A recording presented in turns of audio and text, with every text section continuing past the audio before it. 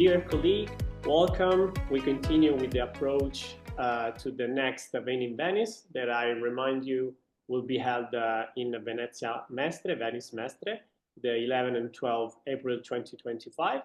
And we continue with the road event in Venice with the interview of the members of the faculty. Today, I have the pleasure and let me say the honor to host and interview one of the most important opinion leader and authority in the venous and lymphatic field, an estimate colleague and a really great person, Professor Victor Canata. Welcome. Hey, thank you, Luca. This is a really great opportunity for me just to express what is going on already. And I have to remember that since I'm more than happy to join VEN in Venice, that will be 11 and 12 April this 2025. Venice is a great city. I was there already twice, but I will be the third time. I will be more than happy just to see what is going on also there. The meeting, just to have an idea, is already related with a great program, with great team that will be just really give a great exposure of all the problems that we usually have in the office. It's just a little bit different that we do. It's not just lectures. We will try to teach what is going on, what are the troubles, how you can fix it.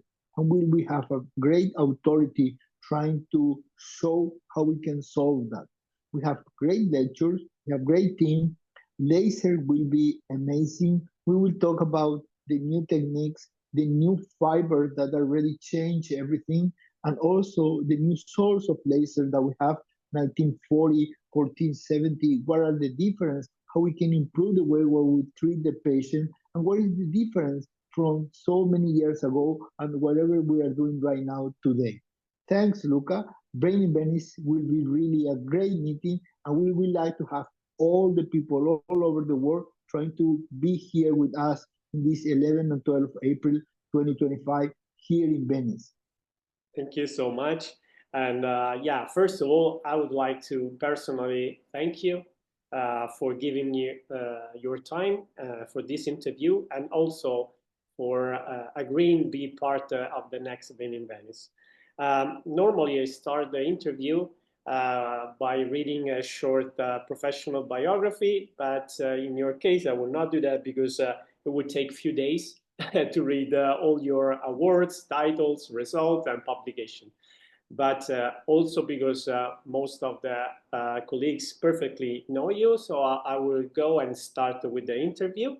And my first question, I think it's probably the most important question to ask to an opinion leader. What skills are needed to approach the surgical treatment of chronic venous disease and varicose veins? Okay, the only skill that you need to know is you have to get a doctor who really is interested in trying to fix the problem of the patient. Because since you have a patient with varicose vein disease, you have this problem forever. And the final idea is just to tell the patient that this is not just a simple issue. That disease will be with the patient all over the world and all over the years and forever. If we teach that to the patient will be able just to learn what is going on.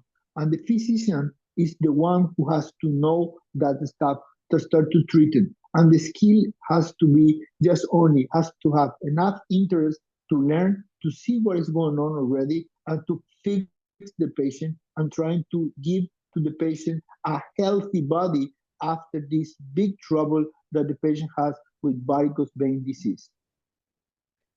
Totally agree. I totally agree. And I'm now talking about the fact that you have spent a lot of time in teaching and training, and you are the director of Vein and Lymphatic University, through which you promote medical training in diagnosis, therapies, and surgery of chronic venous disease. So, in your opinion, what role does scientific updating have today?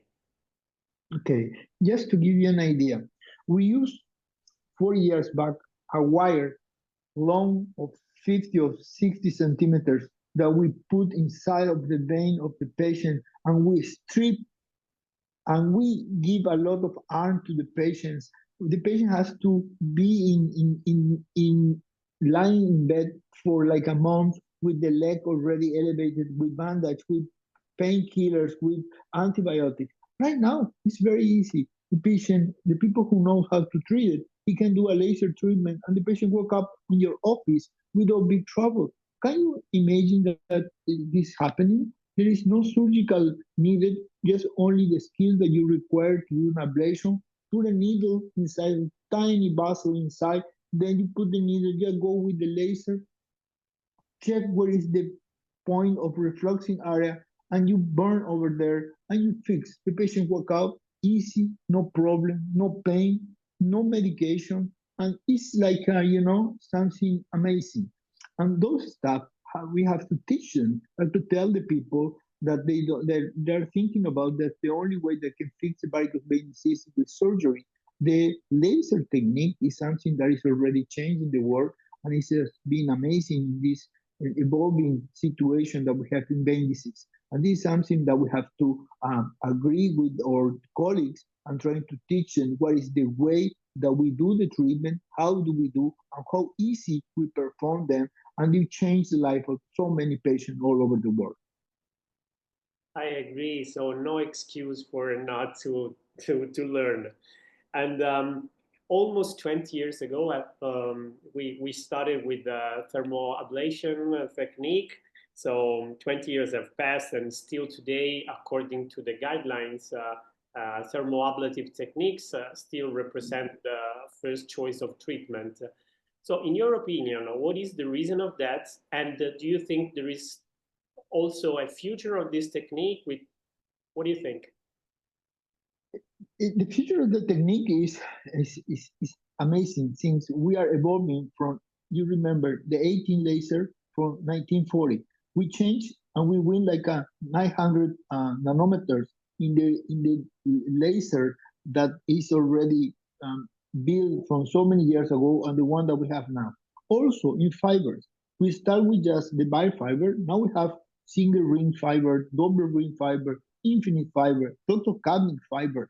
There are so many changes that the engineers bring us every single day to the office, trying to improve the way that we treat our patient and give more healthy veins without necessary like a very a strong treatment that the patient has to lie in bed, has like a rest or something else. The final idea is to put the patient back as soon as we can in the street, in his house, without harm, with no pain, and give it enough stuff to support themselves without big trouble. And the laser is, believe me, is the best thing that happen in their life already. Yeah. So just I would stay on this topic a little bit and ask you still another thing.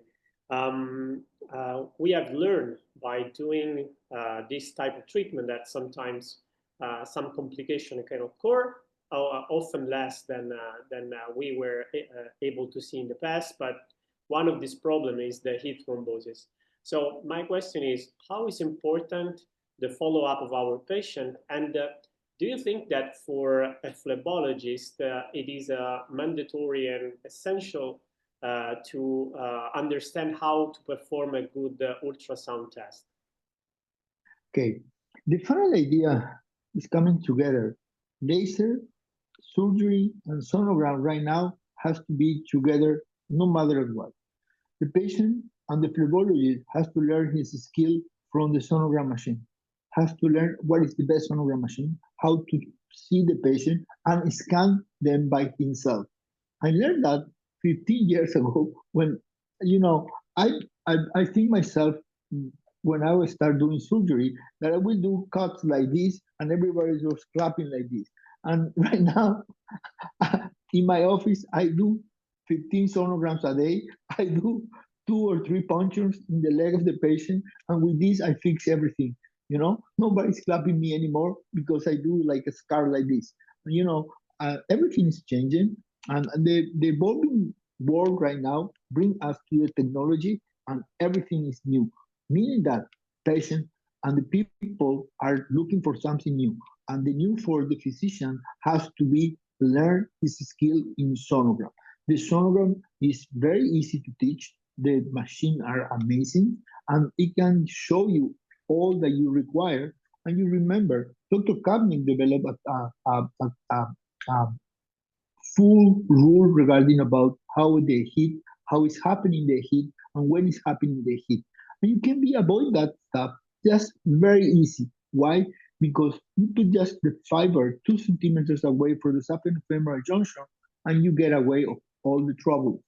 And the other point is like this: you have to remember, Luca, when we start this time, when we start doing laser, there were a lot of old physicians who told us those people are out of mind. You cannot do something else. You have just only to do surgery. This is the only way that you can fix the patient. Now, right now, they give us like the right regarding about the laser is the way that we have to can fix it. Everybody's learning. And if you learn laser, you have to learn sonogram no matter what, because you have to know what's going on. You have to know, you have to follow your patient, scan your patient before you treat them and even after. And this will be a great solution for you. The patient will be just very comfortable after the treatment, and you will be happy seeing that all that you do was really right. Thank you. And so now that we have talked about laser, I will also go on the chemical treatment and the sclerotherapy. So I know that you perform sclerotherapy. So what do you think it is the rule of sclerotherapy today? The rule of sclerotherapy today is trying to improve your technique, seeing that is or like sclerotherapy is something that you have to tailor by yourself and do it in the best way that you see. But you have to start doing it and have to be trained. People who do sclero have to be trained no matter what. Why? Because the sclerosing ages is a little bit uh, how can I say, it's like a bump, because you in 1 cc putting down the leg of your patient in the wrong place, you can do a hole like this in the leg, doing a great harm to the patient. But if you know it, if you know how to do it, how is this the solution, what are the best solutions, and what are the way that you have to prepare for the administration, you can do a lot really very well. I will just working in an editorial right now that I will call them Inform with Trust. Inform with Trust will be 4 or 5 key leaders of opinion talking about what is foam and what is sclerotherapy. But the only way that you can learn if you saw what is going on, how do we do, how we prepare, and this is something that the people have to be trained. Training in sclerotherapy has to be the rule for everybody else. Totally agree again.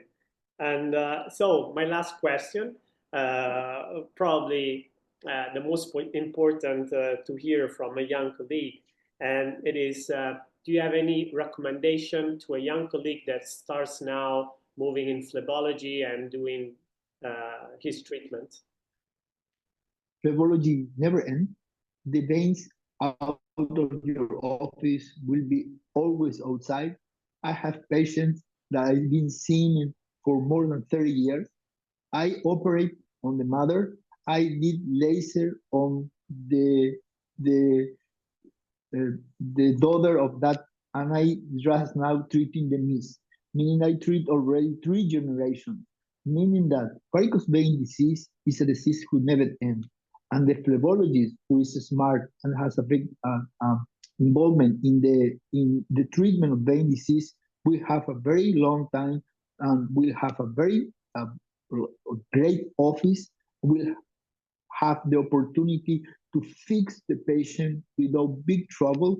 And just to give you an idea, I saw a patient today from 25 years ago. He's a mother of one doctor who trained me 30 years back. He's in the States right now, and he's coming every single year to show me in the first week of January her leg, telling me, I'm doing fine. What do you think that we can do better?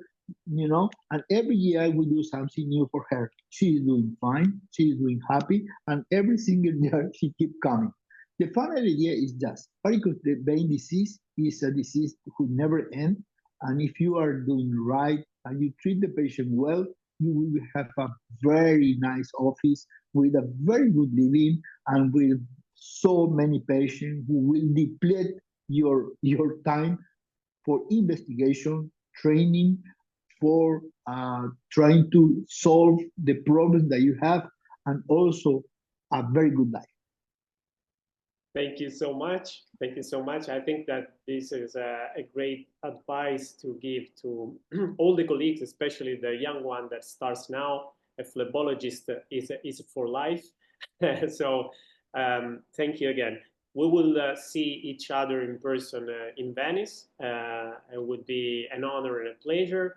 And I invite all the colleagues that wants to join us and talk together about phlebology and treatment, surgery, procedure, medical therapy, ultrasound test, and join the workshops. Please come. Thank you so much, Prof. Thank you for your time, and we'll see soon. Thank you, Luca. Just remember, Venice will be really a great meeting. We are waiting everybody else 11 and 12 of April in Venice. Just prepare to learn, prepare to just ask all that they wanted. We will develop great training sessions. The sessions and the teaching and the lectures are really great. And all the people should assume that the Vein in Venice will be really a great congress this 2025. Thank you very much, and see you around.